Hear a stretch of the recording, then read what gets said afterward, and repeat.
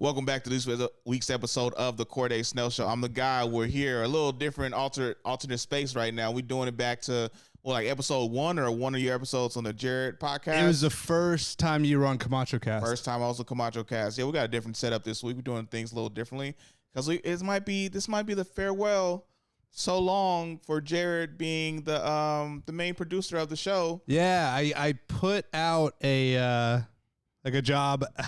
ad. Yeah. Who wants to take my job? Because I won't be able to produce the show moving forward. Yeah. But it's a good show. It should keep going. It shouldn't stop because of me. Yeah. But yeah. So what's funny though is we only really did this because of Noah.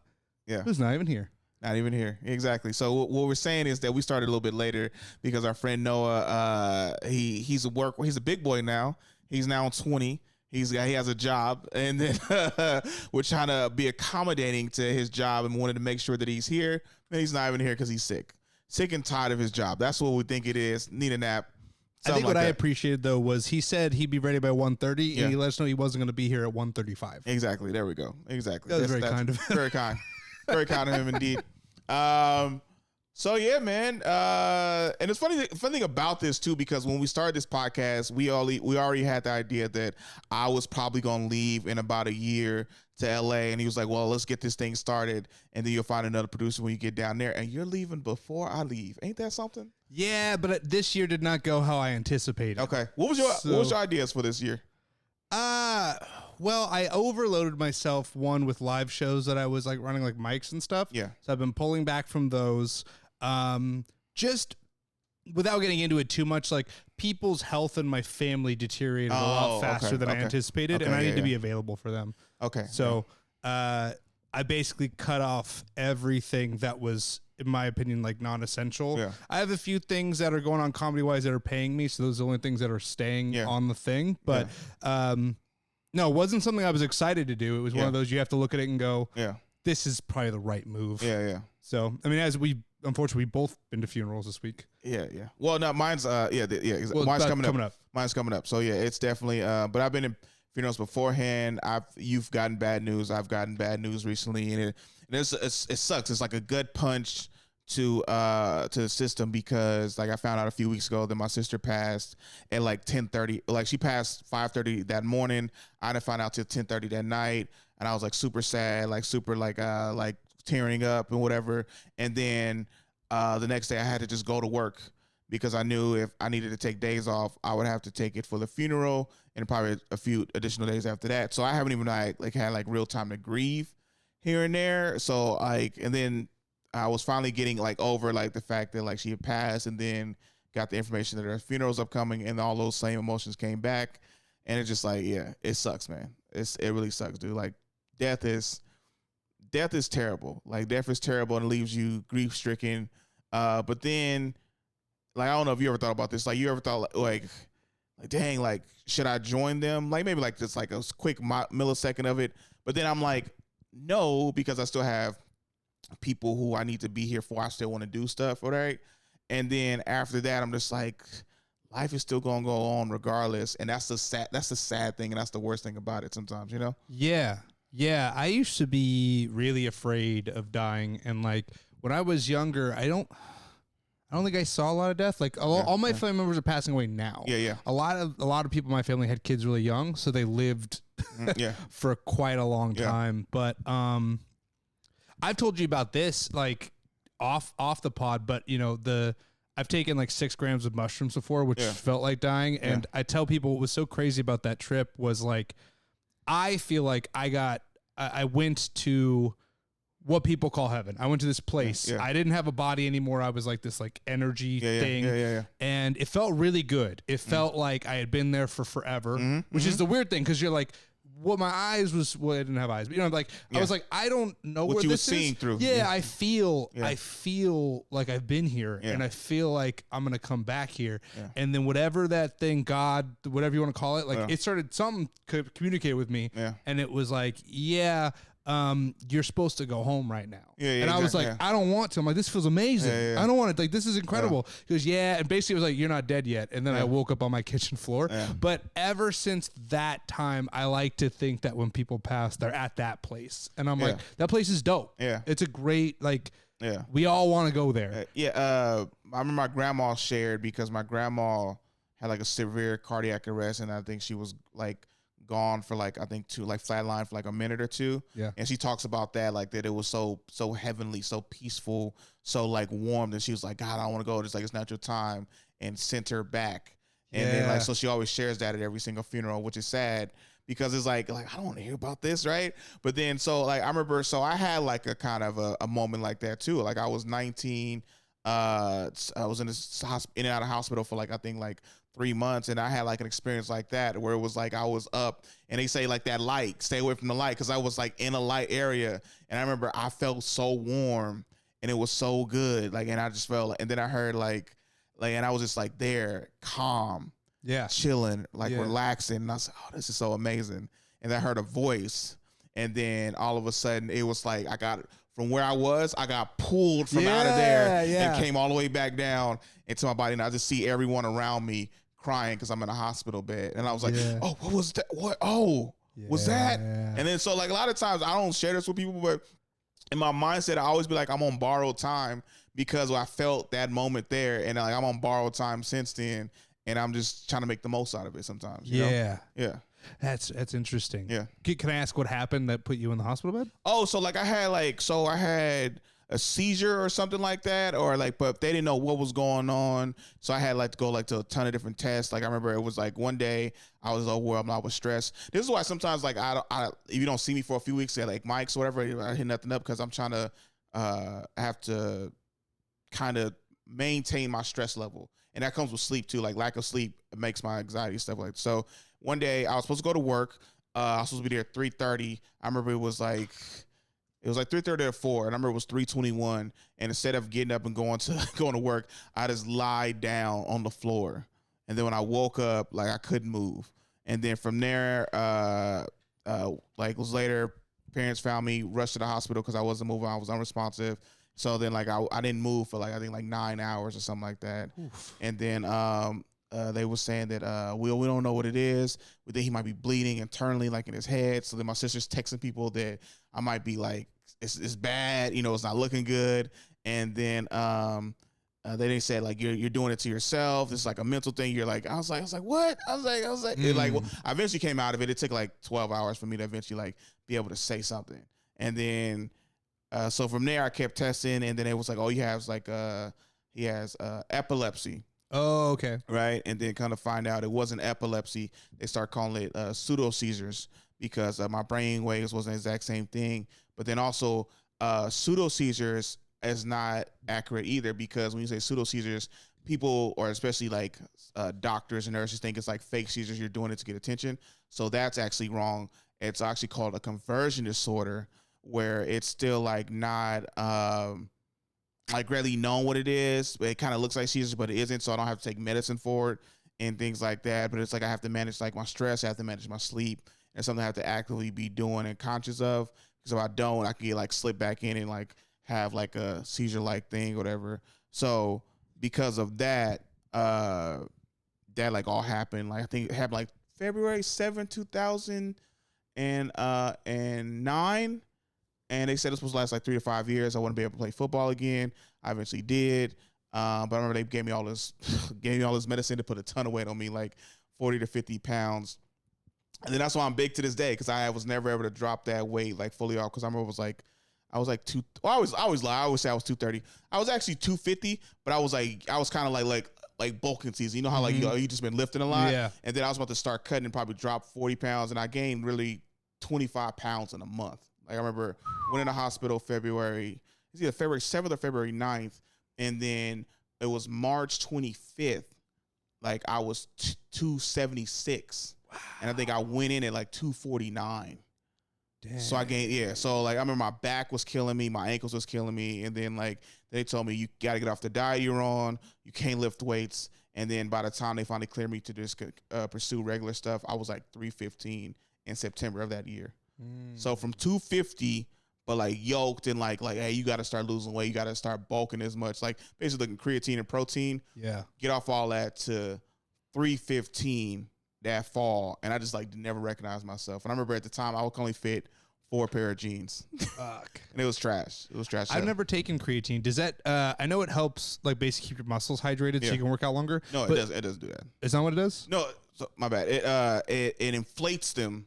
It inflates them to give it like a like puffy like feeling like this. Okay. But you have to drink water to keep them hydrated, stuff like that, because it makes you super dehydrated. Oh, got it. Okay. So I remember I had a heat stroke one time because I was drinking creatine. I wasn't drinking. I had no electrolytes.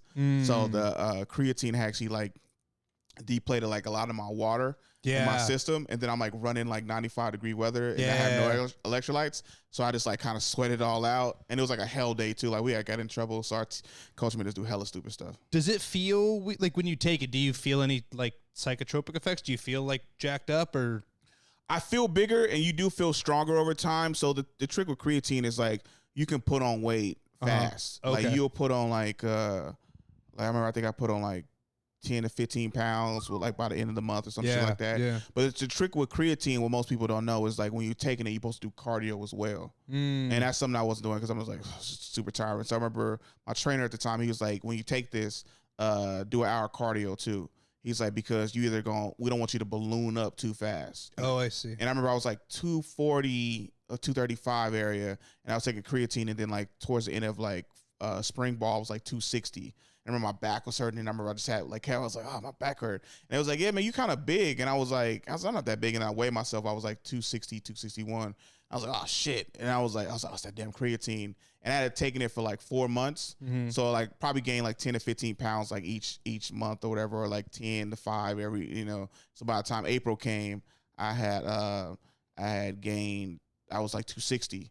But then at the end of April, I stopped taking it. And then like May came, and then I was back down to like 245 because and then so what it does is it makes you get bigger. Sorry, I'm like thirsty. Do you want water? Yeah. Okay, you keep talking. Okay. What it does is sometimes it makes you like stronger, but makes you bigger at the same time. And then over the course of the month, you're supposed to if you keep working out every single day, you can maintain that same strength. And that muscle will, or the bigness that you gain, you can eventually turn that into muscle if you're like doing a lot of cardio, if you're lifting and stuff like that. And it's a keep cycle that does that. Like it makes you kind of bigger. You can turn that into muscle quicker, makes you stronger quicker and stuff like that. And then if you burn a lot of cardio and stuff like that, now that's like more muscle and you can stay at that same strength. So that's what creatine does for you. I know you're drinking, so I won't make you answer right away, but is it something that you're supposed to take every time you work out, or is it just like in the morning you take it? I used to take it every time I worked out. Got it. Yeah. So sometimes it's like a powder? Yeah, it's powder. Oh, okay. Yeah, so yeah. Does it have any taste to it? The one I had, no, because I was a linebacker and I wasn't trying to get too big. It was like there was ones that have like different flavor stuff, but you're adding sugar to it. Oh, and it was kind of like, this is going to put weight on you already. Yeah. You don't need to add the sugar-based one too, because then you're going to put on extra more weight. So, so hey, you're going to put 3 to 5 pounds on a week.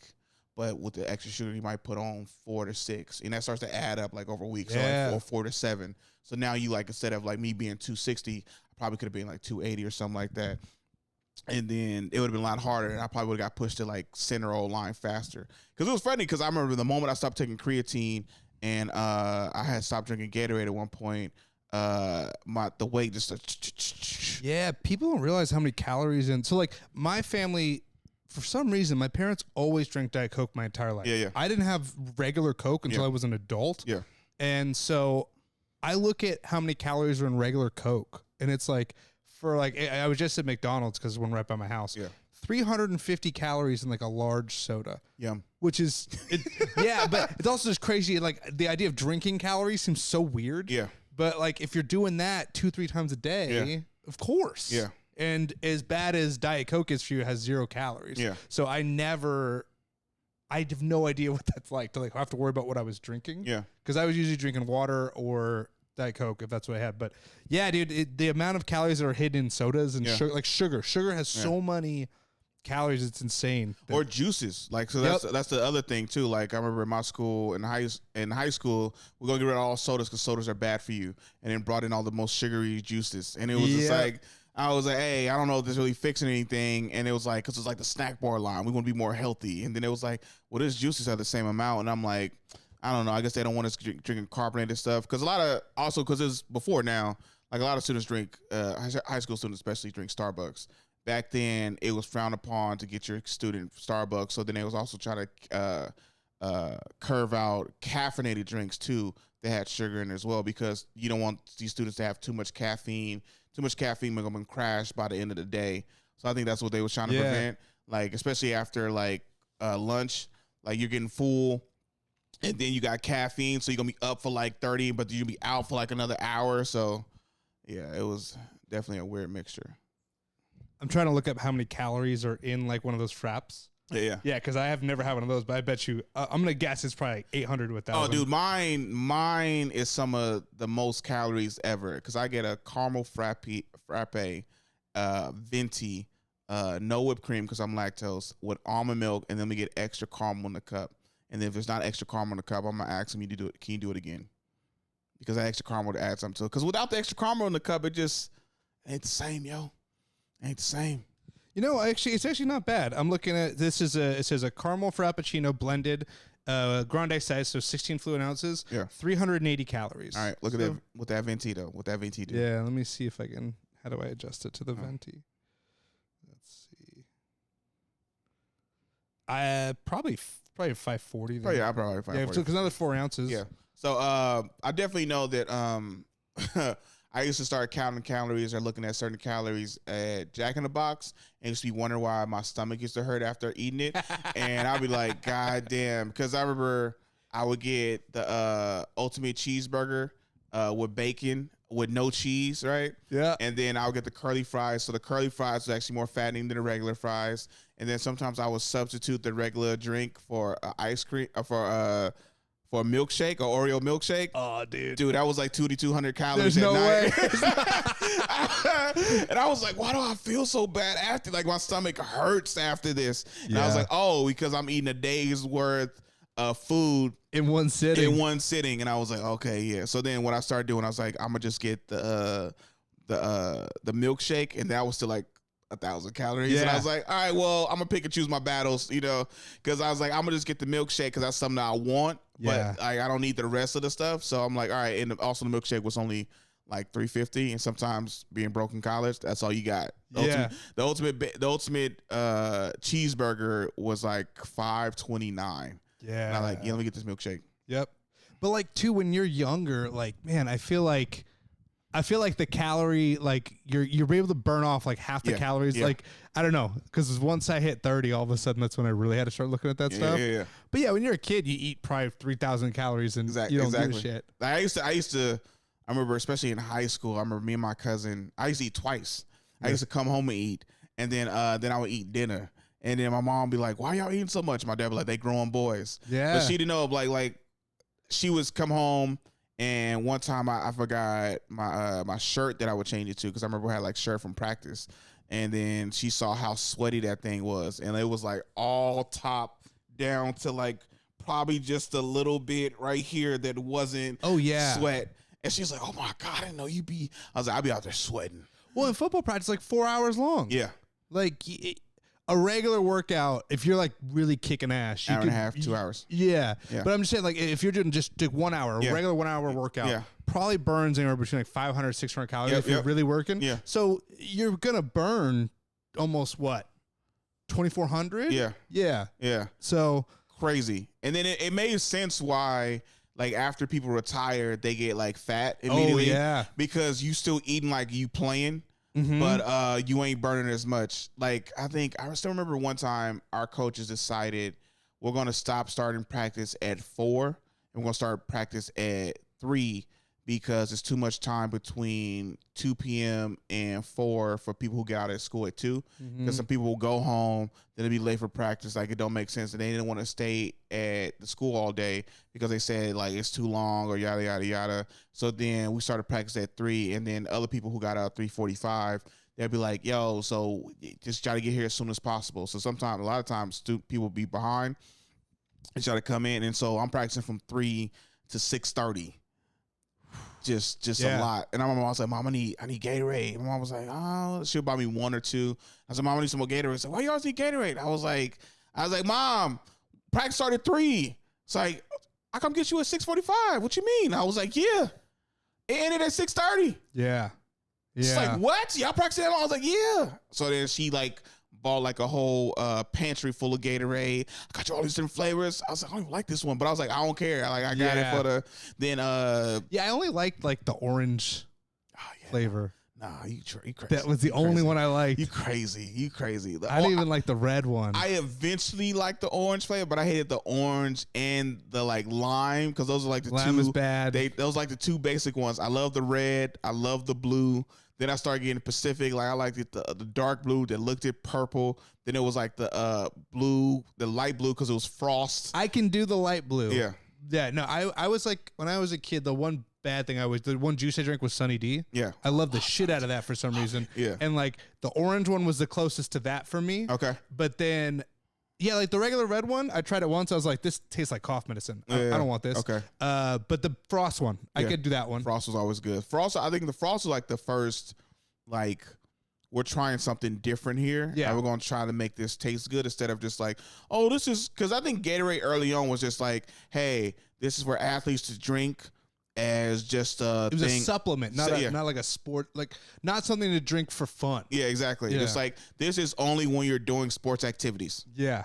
This is why you drink this. Instead of thinking like, oh, people like to drink this when it's hot. People like to drink this like normally. If we style this up more, people will drink it and stuff like that. If we add more flavors, oh my God, it's going to start drawing more attention. Yeah. And it was like, if we add a little sugar, kids will like it too. And they'll like they'll tell their parents, you need to buy this as well. You know, so. Absolutely. So, yeah. Because real Gatorade too, they water it down, don't they? Yeah. Yeah. Because I remember when the first time I drank Gatorade, I remember it was so gross because I was drinking in Louisiana, but it was real Gatorade. It was real Gatorade because it was only like water and electrolytes. Yeah. And it was like super cold. And then I was drinking and I was like, oh, this has like no flavor to it. But then I wouldn't be tired when I go outside in Louisiana heat when it was like 102. Yeah. Like I was like, this water ain't helping. It was like, well, drink Gatorade. And I was like, I don't like this. And then I would drink it. And I'm like, I could run a lot longer when I'm drinking this Gatorade. Yeah, yeah, yeah. I heard it's called Gatorade because it was the dude from he was a staff member on the Florida Gators. Yeah. Developed the drink. Yeah, because it's so hot in Florida. Yeah. So they could keep playing, and then it became, it went nationally. But yeah. I don't think people who, one, have ever played football, or two, worked out in real heat. Yeah. Like how quickly your body just shrivels up. Yeah. And like the idea that you could eat 4,000 calories a day. Well, the one thing I remember when the guy who was hella good at swimming, the Olympic guy, Michael Phelps. Thank you. They said he ate like 8,000 calories a 12,000. day. Something ridiculous. 12,000. So 8,000 a day, 12,000 during competition. Yeah. Because that's how much you burning. Yeah. I remember one time they asked me, like, I was like, I know the answer. And then I punked out. I said 1,200. He was like, no, you can't survive off 1,200. But yeah, he would eat like, I think it was like 8 chocolate chip pancakes. Something crazy.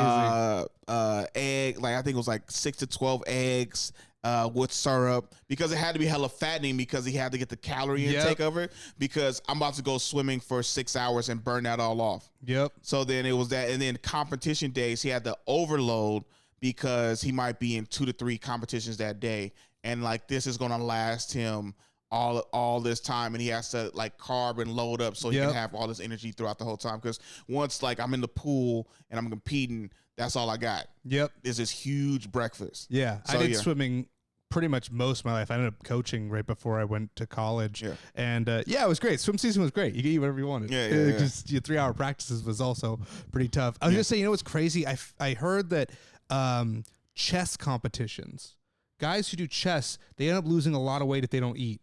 Because apparently chess is the right part of your brain that uses a bunch of calories to think. Yeah. These guys burn, they said like, at a chess competition, these guys are eating 4,000, 6,000 calories a day. Okay. Otherwise, they lose weight like crazy, which is so weird because I always think calories like moving, but so much of just, if you think anything your body's doing, digesting food, that all takes energy too. Yeah, makes sense why they stink. Burn a lot of calories and they brought no deodorant. Sweating. Brought no deodorant. To A4. Just going on real quick. Since Noah's not here, I'm just gonna make sure this thing's still running. Okay, cool. Yeah. You keep talking. All right, yeah, because it's funny because you said, they sweat a bunch of calories, and then I remember I played chess with a few different people, and I remember immediately, like right after, I was like, I'm hungry because I was like getting that sensation of tiredness or using that right side of the brain. Like I need something. I'm like, I remember I was like, hey, you got like some snacks in the middle of it, because I felt like I was lacking something, and it seemed like, I think it's the brain activity where you probably need to have like calorie stuff like to burn, so to create and continued thoughts. Yeah, something about thinking about future events. Yeah. Chess is one of those games that the better you get at it, the more you see like 7, 9 steps ahead. I guess that's very expensive for your brain. So it ends up overhauling, burning a bunch of calories. So Gotcha. I guess another way you could lose weight and not have to ever leave your house is just start playing chess on your days off. Yeah. But then I wonder if it's better playing chess like online or in person kind of a thing. Yeah, I wonder. I bet you in person, because then that other element of it that you're there. It's just you're staring at the screen, so it's like a different kind of a function. But I wonder too, you know how like those guys that are really good will play like 6 games at once? Yeah. They like walk. I wonder if it's like that. Like if you're doing a bunch of games at once, because then you're just stacking up all these. I bet you it's probably this. It's 6 games at once against like average players. Yeah. But then it's like that real intense game between you and somebody who's like both y'all top 10. So you got to really sit there. It comes down to like, it's not, it's like a really good basketball game. Yeah. It's not it's the person to make the first mistake. Yeah, that exactly. loses. So it's like,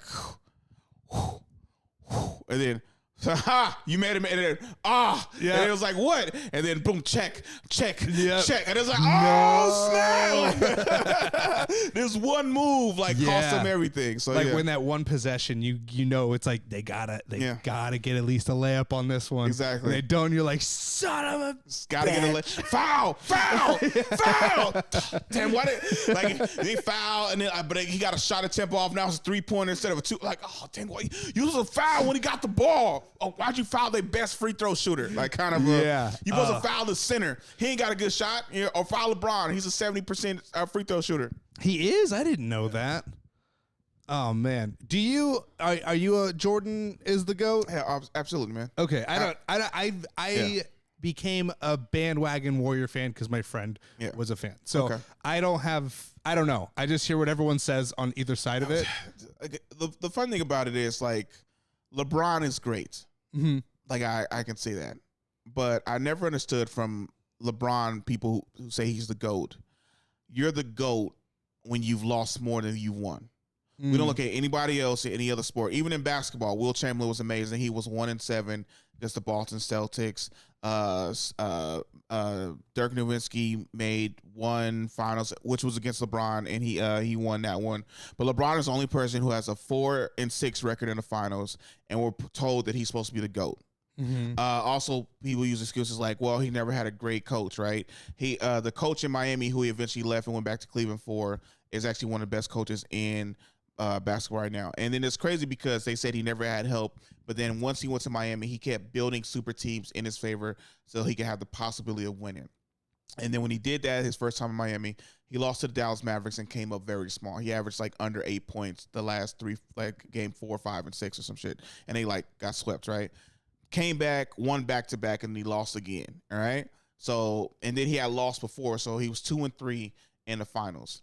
Went back to Cleveland because he said he wanted to come home. That's not actually why he wanted to do it. It was actually because in Miami he didn't get the same benefits and stuff like that, and they didn't get, like, you know, his crew couldn't come in. They had to be up like in the stands. They couldn't like be doing businesses in Miami. Everybody was in Ohio, so because they wouldn't let him in. Like Pat Riley, that's the team president, wouldn't let him in and stuff like that, right? So he went back to continue his business and also do that. And then he teamed up with Kyrie, brought in Kevin Love, and then like he stacked the team. So again, I got 3 All-Stars. I can put myself be able to win. and then he lost that time in the finals. Kyrie got hurt. They also said Kevin Love got hurt, but Kevin Love was never a factor in any of the playoffs, right? Next year, he beats the Warriors, which I always felt like I hated because they said they blew a 3-1 lead. I'm like, well, Draymond got suspended after we was up 3-1 going into Game 5, right? Then Bogut, that was a little like conspiratorial. It was. It got a little weird. It was because I watched it because it was like, well, he was kicking dudes in the nuts. He didn't kick LeBron in the nuts. He didn't hit him in the nuts, right? Like, I've seen that replay a million times, right? Like, I always say, if you're going to suspend Draymond, suspend him against OKC because he kicked that man in the nuts, all right? He like, no one cares about OKC. But I know, right? Viciously. Like, it was a straight boom, like, he kind of a thing. And then the crazy thing about the time where he said Draymond hit LeBron in the nuts, right? Draymond, first of all, LeBron tackles him to the ground, basically. Like, they get tangled up, and he throws him down. Instead of, like, people flopping, Draymond didn't even flop. He literally, he threw him down, right? Then, as he's, waiting for LeBron to step over him so I can get up and stuff like that, LeBron stands over him, waits. And then, as Draymond starts to get up, he put his dick on Draymond's forehead. Like, he hits his groin or his forehead. And he was like, hey, man. He's like, what the fuck is that? What the fuck is what the hell is that, right? And then he called him a bitch. He called him a bitch right after that, right? And then LeBron goes to he's like, it's a man with 2 kids or 3 kids. I don't tolerate that disrespect. You shouldn't call a man that, right? And he just like, man, nah, it was disrespectful, like some dumb shit, right? Then Brian Windhorst, who works for ESPN, loves to start narratives, loves to create drama. He was like, I feel like the NBA needs to look into this. And then Draymond got suspended for the next game all of a sudden. And the last time a player was suspended in the finals was 2006. It was Jerry Stackhouse. And all of a sudden, we do it again in 2016. We do it again in 2016 for Draymond Green because he was kicking people in the nuts. I'm like, no, Steven Adams was the dude who kicked in the nuts. I'm like, no. I was like, dude, LeBron put his dick on his forehead. Do we not see that, right? Then, because that happens, LeBron and Kyrie both goes off for 40 points, right? But in that game 5, Bogut breaks his leg. Right. And then so we had our top 2 defenders out that game. That's why Kyrie and LeBron both went for 40 in that game. And then the next game, Draymond comes back. He was timid. He wasn't really doing much because if I mess up and stuff like that, I can get ejected again. Yeah. Then in game 7, Draymond drops 30. Curry doesn't show up, but Curry was hurt too. Like, the block, the famous block. He come to chase down from behind. Iggy hurt his back earlier in that finals, right? Yeah. And then I hate the fact that people give so much credit to the block because Iggy's going up with a bad back and JR is right there. So he has to move away from JR to try to lay it up. And he was like, he would have dunked it, but he got a bad back. And then LeBron comes from the back and swats it. I'm like, dude, if JR wasn't right there, he lays it up and you don't have time for this block. So it's all this stuff. And then the things I don't hate, I hate about that too, is right. People talk about, well, the reason why y'all beat the Cavs last time is because Kyrie was hurt. I was like, first of all, Steph Curry got hurt in the middle of the postseason. He got hurt. I think he got hurt against the Trailblazers, missed most of the next series, and then when it was playing the Houston Rockets, came back I think game 6, but we have beat them out. And then he was hobbled coming off the bench against OKC when we played them. That went to game 7.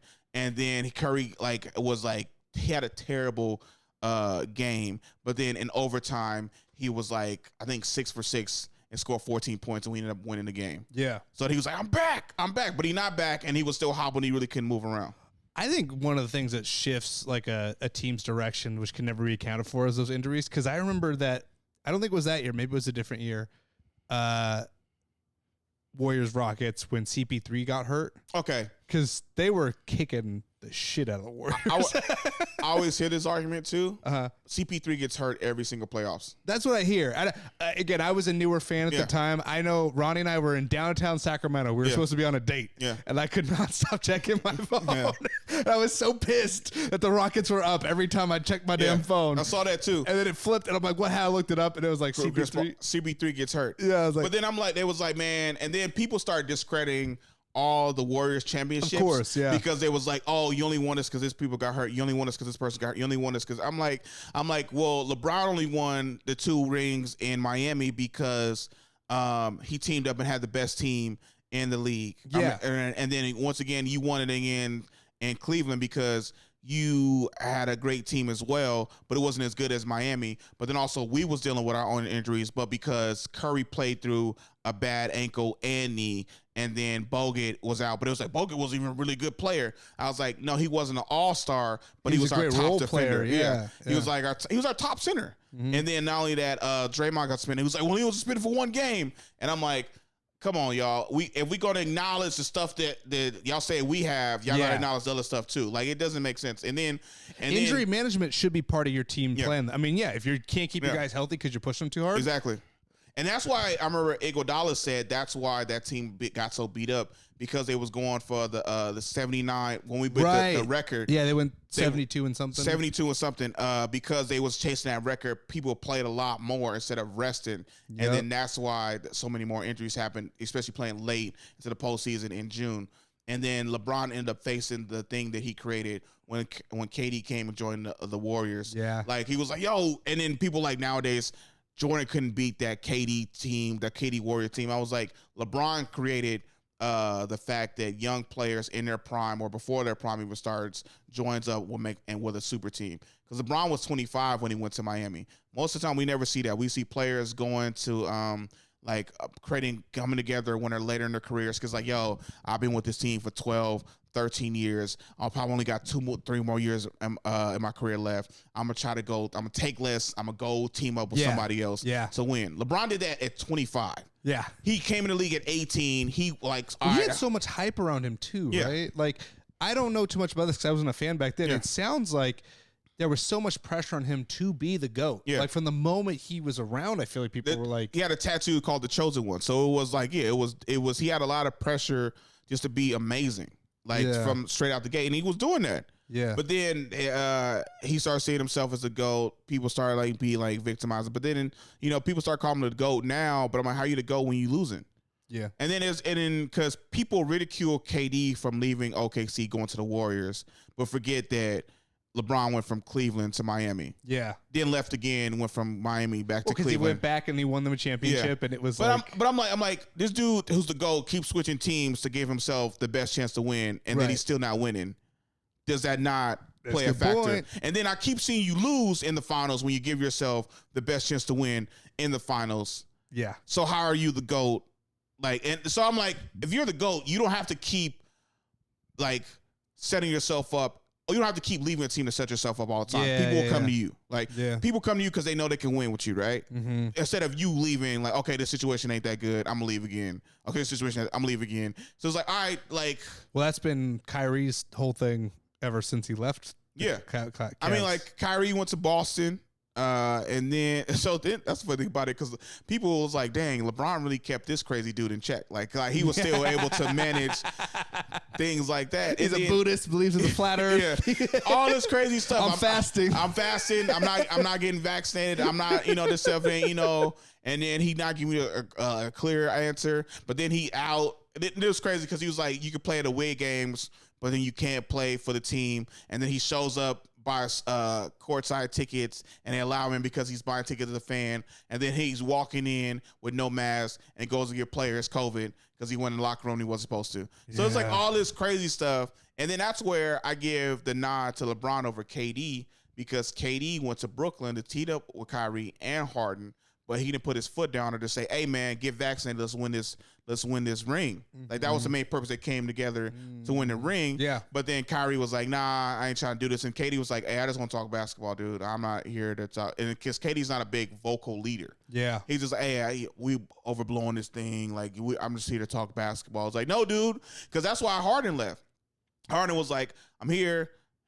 Harden literally said, if I got to vaccinate Kyrie myself, I'll do it. Mm-hmm. Because we trying to win a ring, right? Yeah. Harden was on board. Yeah. And then they said Harden saw that KD wasn't holding Kyrie, his homie, accountable. So Harden said, fuck it, I'm leaving. Oh, wow. So he's like, all right, I only came back here to win because I didn't want a ring. You ain't won a ring since the Warriors. You ain't won a ring since LeBron. I came here to win, and we were so close. We had the Bucks in a game 7, took them to overtime. I had one bad hamstring. KD, if you wore a 16 instead of a 21, you made a 3-point shot, and we beat the Bucks. But because your toe was on the line, it was a 2. All right, we come back next year. Let's run it back. Let's stay healthy. Let's win this ring. Kyrie, I ain't getting vaccinated. And then Harden like, bro, you ain't going to say something to your boy? Yeah. Nope. I didn't know about any of this. I was not paying attention to the Nets. And then Harden said, fuck it, get me out of here. I'm going to Philly. Wow, yeah. So then that's where, when it comes to those two, KD and LeBron, KD's the better player, but LeBron is the much better leader. Yeah. Like he holds people accountable, but he does stuff like he puts management in a weird situation like, hey, man, I don't know if I'm going to come back. Yeah. I'm going to sign a 2-year deal instead of a one. I'm going to sign a one with a 2, like I'm going to sign a 2-year deal, but a 1-year option. It's like an option to return, but if I don't sign 2 straight out, like, you know, I'm keep, because you can leave. If I leave, y'all ain't, you know, so it keeps their foot more to the gas. Like, we got to bring players in. We got to make sure that we're like a free agency. We got to make sure we're active and things like that. But then KD was like, nah, I'm just doing basketball. Like, I ain't trying to do all that stuff. Like, once you brought the team together, you brought all these people who came to, because I remember Blake Griffin, who didn't have that much left, came. Andre Drummond came to Brooklyn. They traded. The only bad thing they did, they traded away the center, a young center, for DeAndre Jordan. But DeAndre Jordan didn't have nothing left, and then the center they traded away became an all-star the next year. And it was like, okay, that was the one bad move y'all did. But other than that, people was coming to Brooklyn to win with KD. But then because Kyrie didn't get vaccinated, everybody else like looking at KD, like tell you, like, we all vaccinated except like one other role player who didn't. But it's like we need you, Harden, Kyrie, and then a bunch of us are former All-Stars who got like on our last legs, but we could come in, give you some playing time. We could play some D. Let's do it, man. We here. Let's do it. Looking at KD, and KD didn't come through with it. KD didn't tell Kyrie, get vaccinated, get on this shit, stop fucking around, and then that's everybody just left. It's interesting that you say that too, because I realize now, as long as I've been watching basketball, I've never looked at KD as a leader. Yeah. He's just been a great player. Great player. Phenomenal player. Yeah. One of the best shooters of all time. Probably third best shooter because it's third or fourth because it's Curry, Clay, KD, and Dame. Like those, like, you know. Well, especially for his size, right? Yeah, My dad was talking about because he's so big, it's really impressive that he's so good at 3-point shooting. Yeah, because it's because I believe KD is 7'1". He says he's 6'11" or 6'10", but I believe he's like 7'1". Because you were telling about he didn't want to get put his center or something. Yeah, he didn't want to get put his center. Yeah. So like, and then I raise up, and then like I'm not only because I'm 7 foot basically, I'm 7'1". So I raise up. I'm taller than whatever guard who might be 6'8" to 6'9" is guarding me. If you put a center in front of me, he's not fast enough to keep up with me. I'm like, boom, boom, and then I can just go like, right. So then now I'm taller than you, and then I raise up, and now my arms are taller than you. So I got bank, right. So it's that, and then what was you saying? I forgot. Oh, I just said that I never saw KD as like a leader. Yeah. So yeah, because it's funny because he left OKC because he wouldn't step up to Russell Westbrook. Russell Westbrook, I feel, is a great talent, super phenomenal guy, but a great leader, but also selfish and is not key to a championship winning team. Like whenever KD would be going off, Russ wanted to go off too. Like KD might be 18 of 20 for 45 points. Russ will be like 13 of 28 for 36 points. But he's still throwing them up. And then KD like, hey, coach, you going to tell him to pass me the ball? Instead of like, hey, man, pass me the fucking ball, dude. You see me cooking? But they'd be like, okay, he cooking. I'm going to start cooking too. And then also Russ, like they blew a lot of leads because Russ' mindset was like, I'm just drive down and score. I'm going to drive down and score instead of, hey, take the ball up slow. No, I'm going to push the pace, right? So it's 25 seconds on the clock. Yeah. Right? We got a 15, 20-point lead on this team, right? Yeah. What you going to do? I'm going to slow it down, milk the clock, pass it around, stuff like that. Yeah. Either I shoot or KD shoot it, but when I shoot it, it's going to be about 5 to 4 seconds left on the shot clock, right? Yeah. Nope. I'm going to run down. I'm going to shoot it with 21 seconds on the shot clock. I'm going to miss it because I'm not that great of a shooter. And now they get the rebound. Now they come back. They do a layup. I go down, shoot it again, and it's 21 seconds locked. I miss. They come back, shoot another 3. They start wiping away that lead that we had. And it would happen like stuff, or like I'm about to drive, getting close, and then like I turn the ball over. Right. He would have crucial turnovers, or they would foul him, and Russ was like a 60% free throw shooter, another bad free throw shooter too. Yeah. So it doesn't help what was happening. And then that's why KD left, because like coaches wouldn't say, hey, tell this dude to stop shooting so much. Let me cook, because I can score 50 easily. This man's he can score 42 if he in the zone, but I get in the zone easier, and I'm a much better shooter than he is. And he gonna get 42 points off of like 18 or 40 shooting. Yeah. I can get 40 off of like more 12 efficiently. 12 or 15, you know? Yeah. Like I hit 6 threes. I had a bunch of mid-range shots. I got 35 in the first half.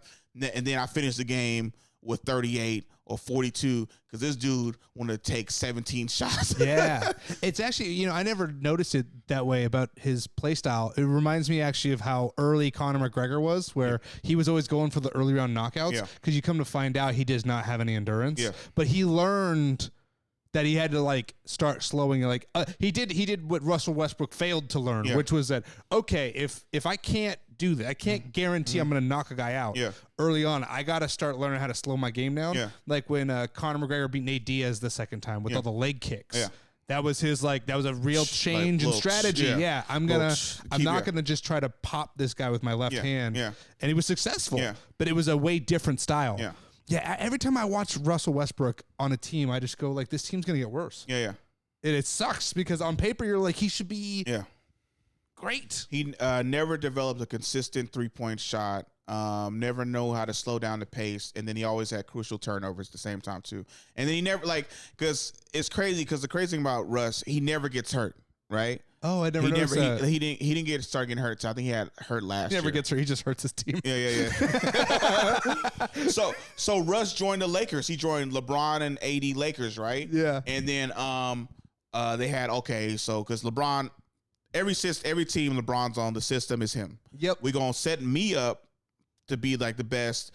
Y'all gonna eat off me. Y'all gotta get off me, right? Like y'all gotta pause or no Diddy. No, I get what you mean. Yeah. So like it's gonna go through me. I need to get my touches because I'm not a spot up shooter. AD, I'll kick it to you, or you get the rebound and stuff like that. And then Russ, you're gonna be the third role. You're gonna be the third guy on the pecking order, right? Third guy. It's okay, cool. And then immediately the season start, he said, "Fuck all that. I'm gonna keep pushing." The Kobe in him goes I'm gonna push the pace. I ain't doing none of that stuff, right?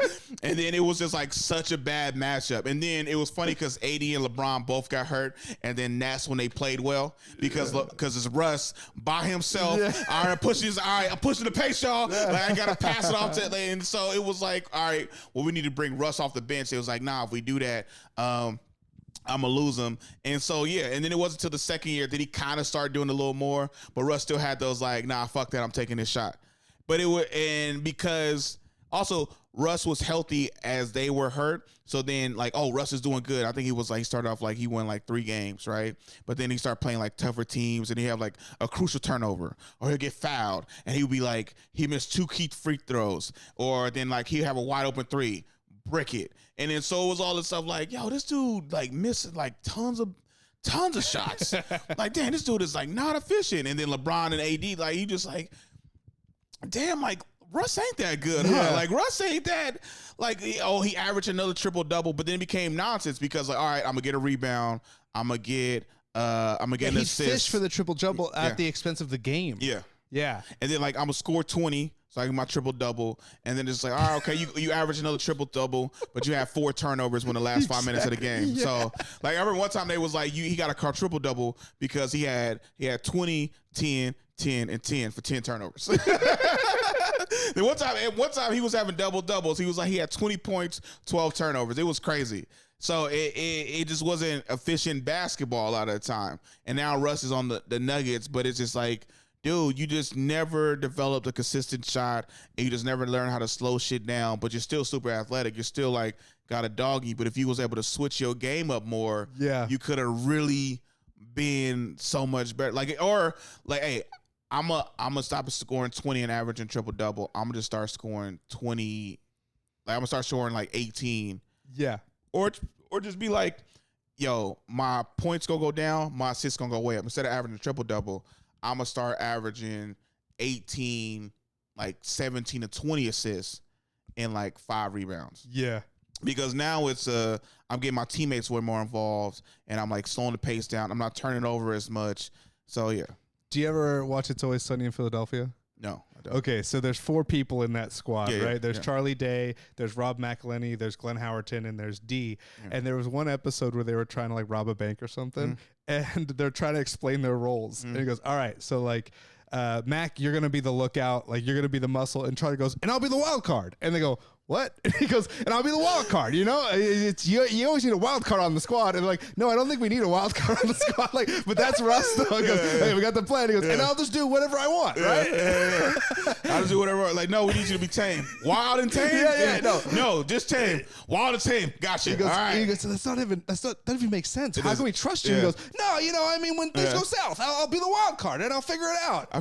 In the episode, of course, he does figure it out because it's a show. But that you said that, and I thought of that exact scene. Or like Dane Cook said, he's like, there's always like a robbery, and then every single time, like we plan it out. We got this crew, and then all of a sudden, somebody can't make it. But I brought my one homie who's good, and that dude fucks everything up. He's like who's this? Oh, this Daryl. He's cool. He's cool. Now we were planning this shit for months. Don't worry about it. He's cool, man. And he either double cross somebody, fuck something up, shoot somebody, try to take all the money. So it's always that, man. It's crazy. That is hella funny. Dude, being a Warriors fan, though, during that whole KD era was so much fun. Yeah. The closest I ever got to being a Patriots fan. I was like, this is what it feels like to be this dominant all the time. I never, and I'm mad because once, I'm not going to lie, people hated on the Warriors so much. People hate on us when we got KD, and once we lost KD, I would see online, good, y'all losing. And shit, I'm like, fuck all y'all, all right? Because I'm an OG Warrior fan when we had the mascot Thunder. Yeah. When I remember, I think I shared it. I share this every time I can. I was at like some kind of carnival or something like that, and they was giving away Warrior tickets. I won 2 for me and my cousin, and then they had to give away the rest, and they gave 7. So I had 9 total Warriors tickets, and my auntie wouldn't take me because they said they gonna lose. And then to go from that to we the best team, right? Yeah, like it was a huge turnaround. Huge turnaround, dude. Even aesthetically, you look at what the team, like that version of the Warriors, almost looked kind of like cartoonish, and then like they went to this almost like Apple Store look to them. Yeah, it's interesting because I forget that they used to have that old Warriors look to them, which was cool in its own right. I'm not making fun of it, but I'm saying the aesthetic was very different. I mean, it was kind of like the Warriors and the A's was kind of the same. Like, hey, we got some dope players on this team, but they won't be great until they fucking leave. You know, like when Jason Giambi left, when not Sammy Sosa, Mark McGuire left, when he became great, and they're all Cat Williams. So yeah. Once they leave, they'll be great. They'll be great. So I remember Jason Richardson won the slam dunk contest 2 years in a row, and I was like, well, this dude gonna be a Hall of Famer once he leaves the Warriors. I was like, the best. I used to argue with people. Was like, who's the best player in the league? I was like, Jason Richardson. He just stuck on the Warriors. Yeah, there was someone else my dad said was like their main guy, and it wasn't until they actually traded him away that the team got better because they kept building around him. I wish I could remember this guy's Monte name. Ellis, probably. Yes, Monte Ellis. Because Monte Ellis would shoot and had the green range. He had the range, or he had the green light to shoot as much as he wanted, but he wasn't efficient enough to win games. So he could score like 32, but like again, he was kind of like Russ, where like you scored 32, but it was like you took 30 shots. Yeah, you made 15 or 12 of them. So like, this is not helping. And that's when we drafted Steph, because Steph was like a better shooter, so like he could partner with him. But then like Monte looked at him as like he's gonna replace me, and eventually we traded Monte for Andrew Bogut because it was like we're gonna put the keys in Curry hands, and we drafted Clay. And the funny thing about it was Clay, I think it was taken a year later, but Harrison Barnes was supposed to be our guy. Harrison Barnes will be the guy. He's in the Mavs, or he's back with Sacramento. And I remember Harrison Barnes also had a terrible finals. Like when we played the Cavs and we lost, Harrison Barnes hit some clutch threes against OKC that propelled us to the finals. But in the finals, he could not make a bucket to save his life. I think he was like 0 for 9 from 3. Like they showed how many misses he had. I think in like 2 games or some shit like that, he had made 1 shot. He was like dumb. Like everyone was like wide open 3. Miss. Wide open 3. Miss. Wide open 3. Airball. And we was like, bro, what the fuck is going on? And then also Harrison Barnes was in a contract year that year, we did not re-sign him. And then I think he went to Dallas or something and like signed like $70 million instead of trying to get like the 150 to 160 million that he wanted. And I was just like, yeah, this dude sucks. That's why it was funny when we played Sacramento in the playoffs years later. We used to leave Harrison Barnes wide open because we knew he was gonna miss every single three he took. And I was like, oh yeah, he gonna miss it just like in the finals. And he missed all of those. It's like the worst thing to hear when you're watching people play street ball. Like, don't guard him. Yeah. Let him shoot. Yeah. I remember that happened to me because I didn't have like a 3-point shot, and then I remember I started to develop like it's like don't guard him, he trash. I was okay, and then I couldn't shoot a 3 for some reason. If I stepped on the line or stepped like 1 foot in and shoot it, made it all the time. Yeah, that momentum shot. Yeah. So they was like, don't shoot him. He ain't gonna make it. And I was like, I've been practicing. I just took a shot. I'm like, who? And it was like, what the hell? So they was like, all right. Keep him first. Don't let him step up. That was like the next thing. Yeah. So I'll be like, boom, and I like bump, and then I'll take a step up, and I'll still make it. And I was okay. I was figuring it out. Yeah. But it was. I recently just saw a video, like either on Bleacher Report or someone like that, talking about Curry's shot and how one thing that really separates him from other people is even when he stops, he kind of rolls his ankles in a way that he keeps the momentum that he had. Yeah. And so you'll notice a lot of times he doesn't actually like hurl the ball. He just kind of guides it and lets it drop. Which I was like, oh, that's kind of cool. Like it's a crazy nuance because his dad is one of the best shooters that ever played. Right. And then he taught his son how to become one of the best shooters. And then Seth Curry, his younger brother, he's good too. But Seth Curry, the thing about it, he transferred from a small school and went to Duke, and then that messed him up. Instead of staying at the small school developing more, he tried to jump to go. And funny about it, he was the better shooter out of the two coming out of college. Yeah, well, there was I think only a couple years ago, he had technically better shooting stats than Steph did. Yeah, but when he was with Philadelphia. Yeah, and Steph was like hurt or stuff like that. But like, because Steph was the better scorer, Seth was the better shooter. Yeah. And then Davidson, he was just like Steph was just going crazy because he was averaging like 20, like 30 or something, or even 40 or something. He was doing crazy stuff. But Seth was the better 3-point shooter because he was like spot up shooter, like he can do it all kinds of stuff. Went to Duke, got lost in like the Duke sauce. So like just like top 5 players in the country coming there, and you lost. That's why he went undrafted. So he should have stayed at the small school and just became like whatever. But yeah, it's love basketball, man. Basketball. Love Curry. He just signed a 1-year extension, dude. Hell yeah, man. Yeah, $62 million. You think he's gonna stay for the rest of his career? Or? Yeah, I think so. I don't see why he would leave. I mean, it is a bummer they got rid of Clay. Clay thing is like the Clay thing is hard, but also Clay like. You're not what you used to be, coming off a torn ACL and then a Achilles. It is true. And then like, because it was so like Clay's not coming back because his last game with us, he was 0 for 7 and he scored 0 points. I was like, you gone, Clay. Because like that's what management needed to not re-sign you. You score 0 in a game that we need to like go into the playoffs. I'm like, yeah, it's over. Yeah. And I still say to this day, because like, KD left because him and Draymond got into it. Him and Draymond got into a fight with the one dude his teammate who he punched in the eye and knocked him out. Jordan Poole. Yeah, Jordan Poole. And I always say Miles Brown. Yeah, I always say to this day, I was like, if Curry and Clay was better vocal leaders, we would have got rid of Draymond a long time ago. Because Draymond is the vocal leader. Draymond is the defensive player. Draymond gets in everybody's heads, and he's just like that dog that Clay and Curry doesn't have from like the leadership standpoint. Yeah. Like Curry lead, like, hey, no, we need to fucking, kind of do this shit. But like Draymond will get in your face like, hey, man, you need to fucking do this shit. And sometimes he goes overboard with it. But Curry, especially, like, that's why Jordan Poole got traded, because Jordan Poole started saying shit to Curry and Clay, and he was getting on both their nerves. And then that's when Curry was like, I get the fuck up out of here. Like, it was like, it was also crazy to me. Like, I've fought some of my homies on the football field because I'm tired in practice. Yeah. Tensions run high when you're like physically just uncomfortable. Physically tired, and then coaches be having you practice dumbass long. Like, fights always happen in training camp. I don't know why they made it seem like this don't. Draymond punching Jordan Poole, I'm not surprised. I remember one time, I still remember this because he was like one of my best friends, closest friend. I remember like it was spring ball, and I'm playing line at this time. I'm bigger.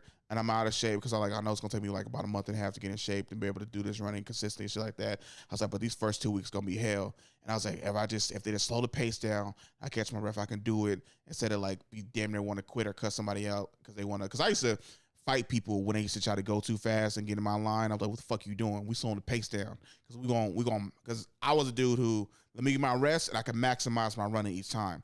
Don't all of a sudden we come back after running like 100 and then we rest 15 seconds, say go. And you like, I'm like, what the fuck you do? What? Like we linemen, we all like 250 up to 300 pounds. I need rest. Yeah. And even if it's a running back or a corner, you need rest too. Otherwise, you're going to be susceptible to injuries because we ain't getting enough rest. But some dudes be impatient, like, go, right? So my homie, he was like, when we go? I was like, let's slow it down. I was like, slow it down. Slow down. And then somebody was like, say, go. And I was like, what the fuck, right? And I was like, who the fuck said that, right? And then I'm next to my homie, and then he tired too. And then we come back, and then our next time I was like, man, we just slow this shit down. And he was like, yeah. And then all of a sudden, I was like, okay, waiting a little bit, wait. And he say go. And I literally cocked back. Because I was about to punch him in his damn face because I was exhausted. But I had to stop and I was like, and it was like, Snell, don't do it. And I was like, what? And it was like, go, Snell. And I was like, oh, and I had to run because when I'm exhausted, dude, I'm quick to fight. Sure. I'm quick to fight because hey, I need to get my rest. Stop trying to speed the pace up. Yeah. Because you want to go faster, but then I'm looking at everybody around here who exhausted. Somebody just pulled his hamstring because we ain't getting enough race. And then I'll tell the coach, hey, coach, how much time we got to get down there?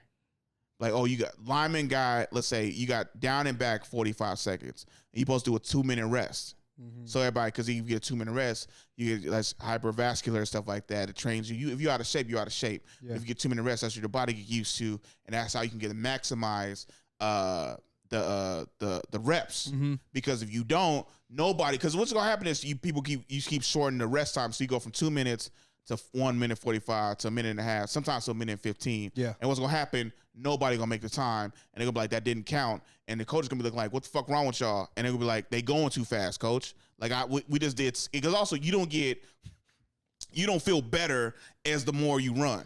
Yeah. So we doing more and you shortening the time. Yeah. No, you need to keep it the same or maybe even help it even longer because then that way we can get more win and we're tired at this point. Don't shorten it all of a sudden because you want to hurry up and get it over with. Yeah. That doesn't make sense. Shortening it doesn't help you faster, but it's because it's going to be, oh, we did this first one good. All right, let's go faster. Let's hurry and do it. Do the second one good. By the time, especially if you're doing 10, by the third and fourth one come, you exhausted. So 5 and 6, you struggling, can't run. Coach is mad because nobody can run because everybody's exhausted already. What the fuck happened? They shortened the time. Like, all right, everybody sit here. We waiting 3 minutes. Catch your breath. Because I've seen coaches do this. Yeah. Catch your damn breath because y'all going too fast. Y'all trying to cut the time because y'all want to get the shit over with. But we give you a rest period for a reason. Yeah. So you can regain your air because we're all out of shape. And then we're going to go. If you want to go faster, go with a faster group. Because there was this one dude. His name was Hema. He used to love to go faster than everybody else. But he could run with like linebackers and running backs, right? And sometimes like safeties because he could do conditioning fast. Wasn't a good player. He could just condition fast. Yeah. And then also I was like, oh, I know why this dude can condition fast because he ain't playing.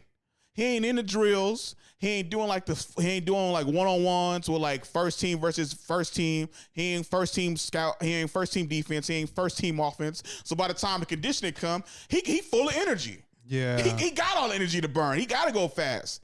Because he got all the energy. Meanwhile, I started on offense. I started on defense. I might even did some other stuff. I'm like doing other stuff. I'm like talking to the coaches and stuff like that, figuring stuff out. And then you gonna say, are we going too slow? No, bitch. You ain't been playing. Yeah. You see me? I'm sweaty. And I was like, take your ass and go run with the running backs. Yeah. Because he was like, hey, we shouldn't be fighting our teammates. I was like, yes, we should if they're making us run. Because then also, right, I just hate this. I'll find running backs or corners if they didn't make times. Like if they didn't make the time, or I'll get right next to them. You better make this time. Yeah. I will fight you. Yeah. And like, Snell, I was like, no, coach. If he can't make the time, I'll hit him. What you mean you hit him? You need to fight. I was like, no, it was like, you need to encourage your teammates. I am encouraging him because if he ain't gonna make the time, I'm gonna kick his ass. He was like, what you mean, Snell? Because I would run down there and get back. Because me and one of my homies, when we was in good shape, we would be racing each other to see who can get back the fastest. Yeah. So if I run down there and get back, little gas, like we run down there and get back, we got it in 20 seconds. If I get back in 15, he get back in 15. We're going to try to see if we can get down to 14 the next time. But then the next few times we got to slow it down because we're linemen, we're not super fast like that. But if I run down there, sprint hella fast, and we get back at 15, and this motherfucker can't make 20 seconds, and he getting back at 23, 24 seconds, I'm going to encourage him, yo, let's keep going. And he be like, fuck you. What?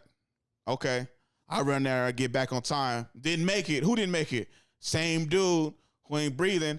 Hey, you got one more chance. Snell, calm down. Nope. Because if you don't, because this is what happened. This is why I almost fought him, because I try to run down there with him, try to push him to hurry up and get back, right, to get the faster time. And he said, get your damn hands off me. So then I knocked him to the ground. And it was like, Coach, he's like, Snell, you supposed to be a captain. You supposed to help him up. I was like, I did help him. And he told me to get his fucking hands off me. So then I knocked him to the ground because he ain't a good teammate. Fuck, man. And then Coach was like, that's not how you supposed to do it. I was like, Coach, I did everything you said. I encouraged him. I ran down with him to assist my teammate. He told me to get my fucking hands off him. And so that's why I took it in my own hands and I punched him. Like, What you want from me now? I was like, I did your way. Now this my way.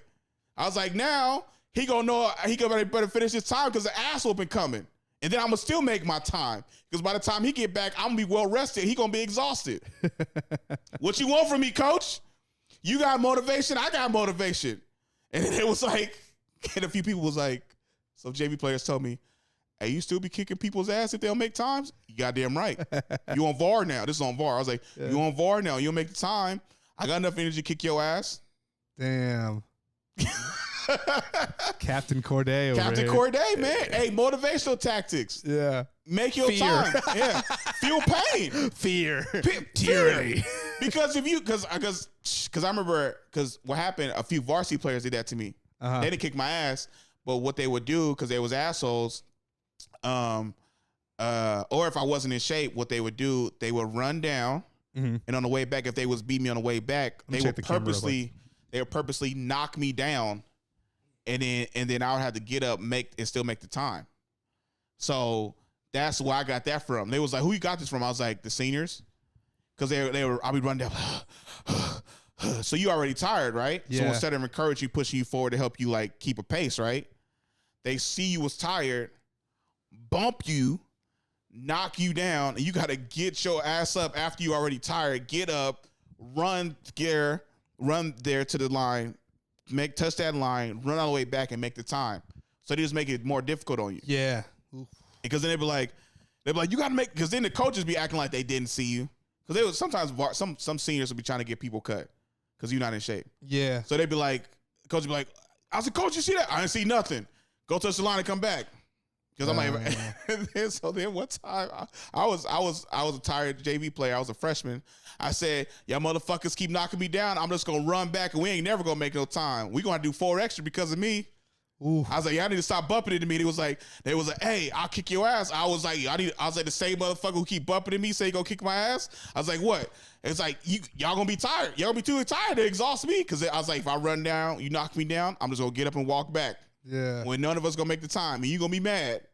So stop knocking me down. I had a science to it. Yeah. Because the people was like, man, Snell, we got hurt. I was like, no, tell these motherfuckers. I was like, stop acting like y'all see me getting knocked down by these varsity players and they trying to blame it on me for not making the time when you knocked me down. All right, you knocked me down. I'm going to walk back. Damn. So I had a host and I was like, because everybody hated to run extra gases if you didn't need to. Yeah, of course. So then my thing is like, I'm going to help you make it. But when I was a freshman, I didn't know this stuff. Why are you making it harder on me? Because they're trying to get you cut because you're not making the time because you're out of shape. I probably was out of shape, but that's not, I'm trying to get in shape. Don't knock me down to not make the time. Yeah. Now I'm here. All right, cool. You want to knock me down? I'm going to trip you up or fight you on the ground or some shit. Now we both not make. I think that happened to me one time. It knocked me down. I grabbed a dude's leg, and I was just like holding his leg or something like that. They was like, "What you doing?" I was like, "What you doing? You knocking me down?" And it was like, and then Snell, go touch the line. No, I'm not. I'm walking back. They was like, go touch the line. I was like, I'm not. Damn. Blow the whistle, coach. And then I think he stopped practice. Like, go touch the line. I think he stopped practice, and I had to go touch the line. But I was like, he's like, now go, and I was like, nah. And then I eventually had to do it, but I had to talk to coach, and I was like, coach, this bullshit. This bullshit. He was like, what you mean? Me cussing at me. I was like, this bullshit. You saw them knock me down, so you're going to see them knock me down, not say nothing. I got to get up, go run to the edge, and then run all the way back and make the time. You know I'm tired. Why they knocking me down in the first place? Why'd you? I was like, aren't these varsity members? Shouldn't they be leaders for us? I'm a freshman. Why they knocking freshmen down? What, they afraid I'm going to take their job? I ain't afraid nobody take my job. But what you knocking me down for? Shouldn't you be showing me the ropes?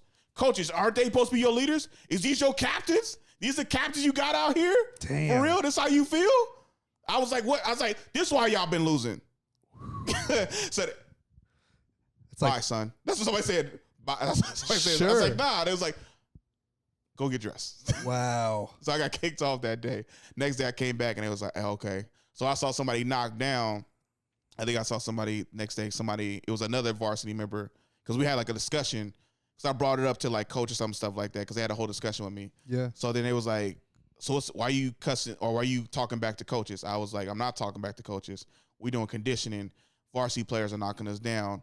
I'm not making the time because I get knocked down when I'm tired. It's like, well, son, you in better shape. I was like, I didn't know I was going to be running and bumping into varsity players on the way back, and they not helping me up, and then I got to still make my time. The coach act like I'm not in shape when all these varsity players is knocking me down all the single times. So then I called it out. I was like, instead of doing, because they like varsity players like to fuck around sometimes, especially like, so they doing this. And I'm like, I don't feel this is fair as I'm trying to make the team, trying to get in shape. I'm looking up to these fools and they knocking me down during conditioning, and I'm not making times. That ain't helping nobody. And then they was okay. So it's like, we gonna spread out further than where people ain't getting knocked down. We'll make our damn times, right? So then it was like some varsity player who hadn't been there in a while, right? We spread out, he run down, and then he come back and wail on somebody. And then I think it's me or somebody else come up and wail on him and knock him down. Or they say, hey, we ain't doing that. We ain't doing that no more. We talked about this. It's like, coach, you talking about? He's like, we ain't doing that no more. Help him up. So he had to go help him up, and then he had to go run with him. Wow. And come back. Yeah. And because I stood up for that, like, you know, it changed. And then I realized how this happened, because varsity and JV will run at the same time. Uh-huh. So like varsity skill positions go, JV skill positions go like a few seconds later. So varsity go down, touch the line, come back. So when, instead of, you know, because it's crowded, instead of just like moving out the way, they would just run into you. Yeah. So then when the linemen started doing that, that's what I was getting pissed, because you doing this and we supposed to be the team. We supposed to lead by example. So that's how that happened. And I got mad as hell. Also, I'm saying this very clear. I was not saying it clear when I was tired as hell. Sure. Because I'm just like, coach, I just don't get it. Why are they over here knocking us down? And now the fuck. And then he was like, and then I'm yelling at him. I was like, now you about to blow the whistle, tell me to keep going. And now I ain't about to make the damn time, because I'm going to get over there and he going to knock me the fuck down. So it was funny. It was crazy. Damn. Yeah. We're at a minute 15 or an hour 15. So shit. I think we got to land this plane one last time. Okay. Should I wrap it up right now?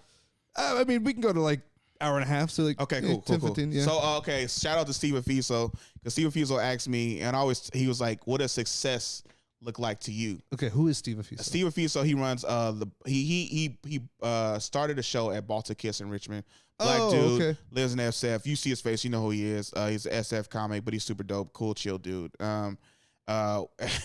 He pops into the mic because he started off as a showcase, and then he was like, now it's just like an open mic every Monday. He's like, hey, you think we should move this to a showcase? I was like, no, keep it as a mic. People come out, people come to see this show. I was like, you know, you try to book people for the show, and some people don't show up, or it's like whatever. I was like, it's a cool mic, more people coming in. They come in expecting people gonna try out new jokes. It's working. Just keep it a mic. Don't try to switch it up. I said, maybe try another day. He was like, I tried that, it didn't work. I was like, okay, well, maybe try a Friday or some shit, or a Saturday randomly. I was like, but keep the Monday open mic. That works. he was like, how about you, man? I was like, man, I heard you trying to do it because he saw me about October 23rd when I'm headlining the Sounds of Improv. He was like, okay, so from that, what looked like success to you? I was like, I would love for my social media to keep growing, like a few clips pop off, and now I'm at 20, 30,000, maybe 40,000, and now I could do one-nighters, and stuff like that. He's okay, is that the route you want to do? He was like, I was like, well, really, I want to be somebody's dope-ass feature, be taken on the road, open up for them all across the country, maybe even the world sometimes, and then while being there, build a good rapport with like the management, shit like that. Because I'm a people person, so I can ask stuff like, "Hey, would y'all ever be possible? I could come back for like a one-nighter and see what I do." And I'll be cool with. I'll probably take a minute to ask people that because I don't want to step on the headliner's toes. Like this man keep like asking for like his own shows, even though I'm putting him like on the road and shit. I don't want to step on toes like that. But then it'd be like in my psyche, like I don't know how long you gonna have me like be a feature. Also, I know headliners should be a dope headliner.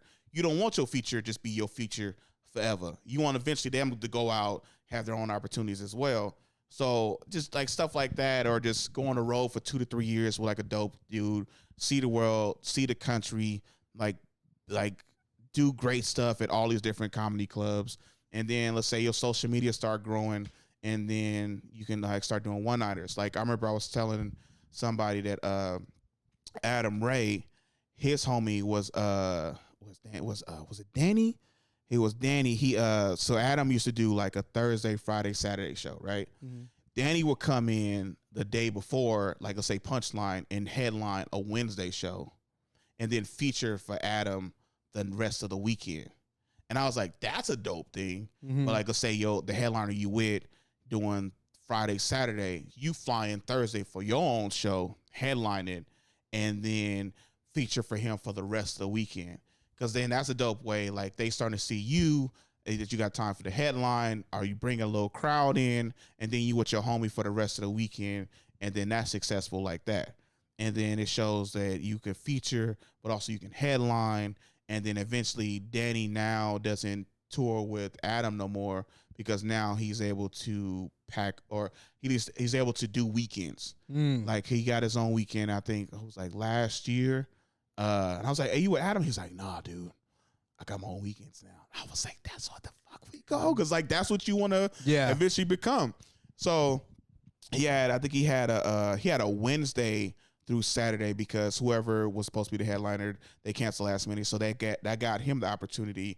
And then I saw him, I think like a few weeks later, he was in Sacramento headlining up there. And I was like, that's dope as shit. Like, dope. That's still dope. And then that way, because he was asking me, Steve was asking me, he's like, what would it take for you to quit your job? And I was just like, oh shit, like I ain't, like how much income would you need to make? Yeah. Man, I was like, well, with one-nighters, let's say I get one-nighter a week in different places. And then I was like, let's say I sell out those shows. Or let's say I don't sell out, but I make, I was trying to break it down. Let's say I make 4,000 off each show, off a one-nighter. That would be cool money. Like that would be good money to where, okay, I'm making maybe a month's worth or a month and a half's worth of salary by doing a few different shows. And then that way, now I'm trying to figure out the next step of, can I do whole weekends at smaller venues? Let's say if I do a one-nighter at like San Jose and I get it to like real big capacity. Okay, now they know I have a draw or stuff like that.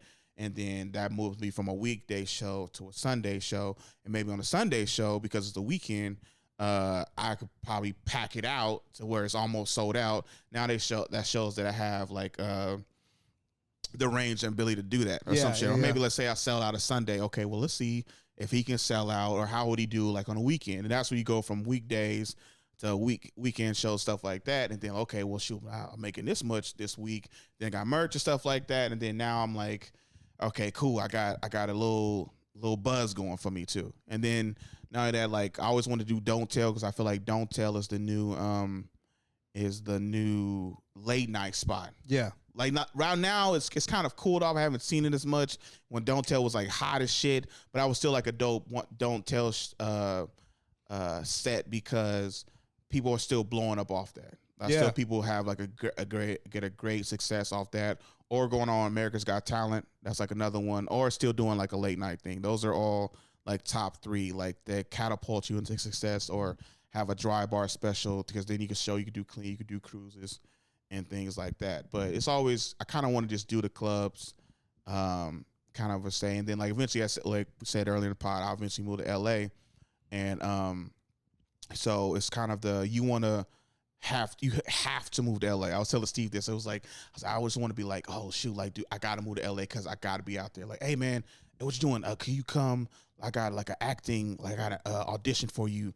Can you come? Can you be here in 1? I'm like, oh shit, I gotta drive down tonight, or like I gotta take tomorrow off. Like, well fuck, like well, I need you here for like Wednesday, Thursday, Friday, because I got an audition for this time. I got audition for this day. I'm like, okay, fuck, well I gotta take 3 hours off work, and then that became like the thing where you gotta move to LA because you need it there constantly. I remember that's what Andrew Orolfo told me.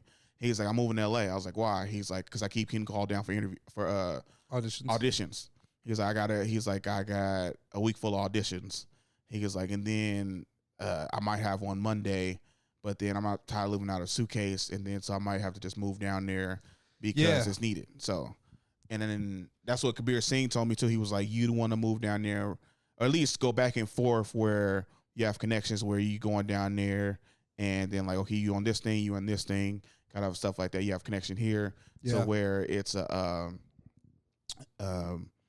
you're not going down there with no connections. Right. Go down there and make connections, see people, and then start building like a little network. So that eventually, when you do move down there, you have something instead of like, I'm moving to LA. Yeah.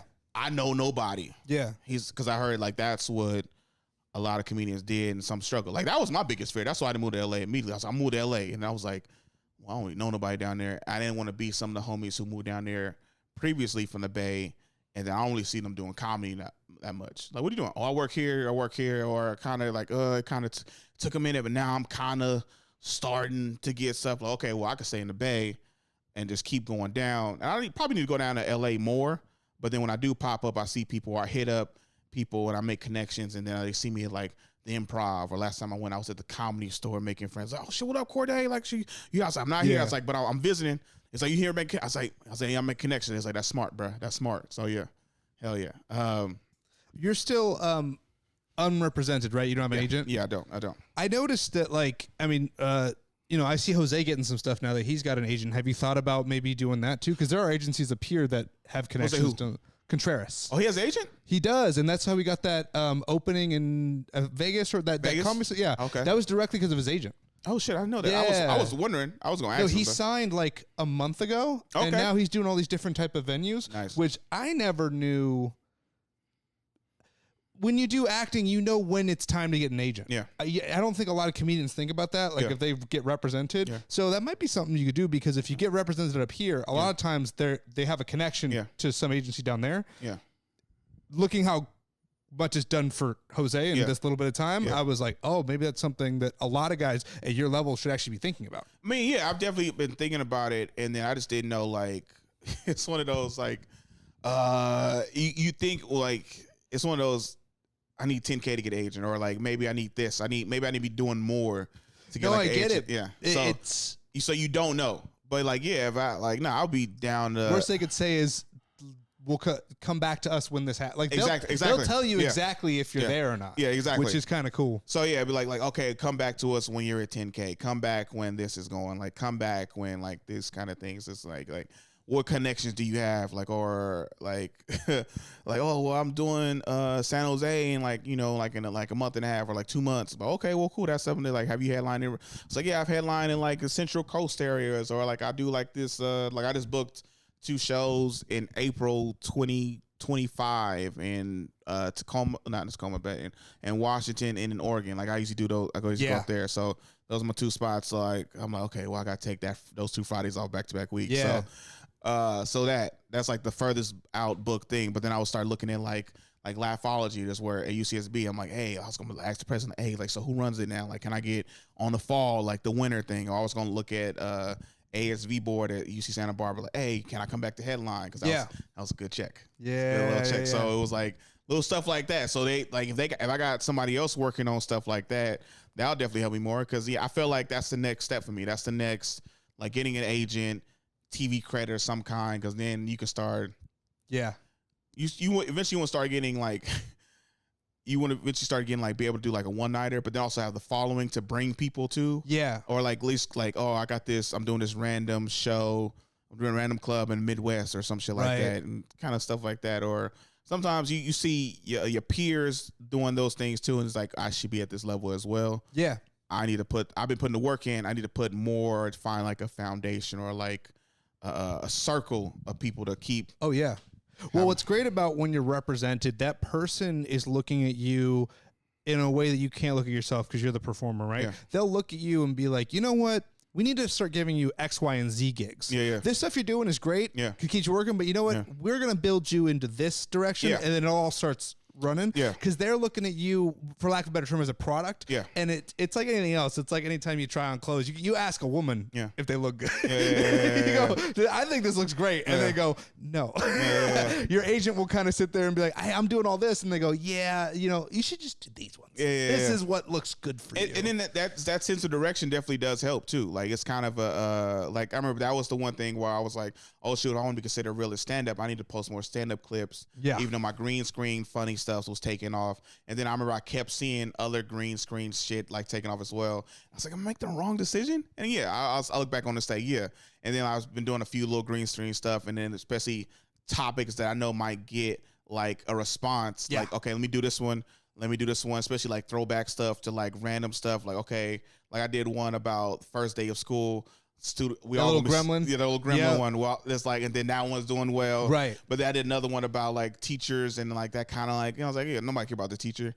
And then so I was like, okay, let me just keep doing topical stuff. Like the thing I should have did one on Curry and the Olympics. I feel like that would have did well. Yeah. But I just took too long to edit it and just kind of bring it up. But I was like, cause still tired, still. So I didn't have the time to do it. But yeah.